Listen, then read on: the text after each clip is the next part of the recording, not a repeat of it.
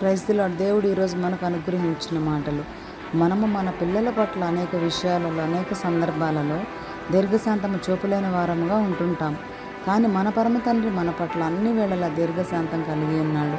ఒక చెట్టుకు మనం కష్టపడి పెంచినప్పుడు అది ఫలభరితంగా ఉండాలని ఎంతో ఆశిస్తూ ఫలాల కోసం ఎదురు చూస్తుంటాం. అలాంటిది మనకింత జీవితం ఇచ్చిన దేవుడు మనం ఫలించాలని ఆశించడంలో తప్పులేదు కదా. మనం ఆయన చేతి పని అయి ఉన్నాము. ఆయన చేతి పని అయిన మన మీద ప్రభువుకి పూర్తి అధికారం ఉంటుంది. చెట్టు ఫలించకపోతే కొంతకాలాన్ని దాన్ని నరికివేస్తాము. కానీ దేవుడు మనం ఫలించాలని, ఆయనకు మహిమకరంగా ఉండాలని ఎంతో సహనం కలిగి ఎదురు చూస్తుంటే ఆయన దీర్ఘశాంతాన్ని మనం అలసుగా తీసుకుంటున్నామేమో ఒకసారి మనల్ని పరిశీలించుకున్నాం. ఒకవేళ ఏదైనా విషయంలో నువ్వు దేవునికి దూరంగా ఉండి ఆయనతో సహవాసం చేసే స్థితిలో ఈరోజు లేనట్లయితే ఇప్పుడు నిన్ను నువ్వు సరిచేసుకొని దేవుని సన్నిధికి చేరి క్షమించమని అడుగు. ప్రభు నీ పట్ల తన దీర్ఘశాంతాన్ని చూపుతారు.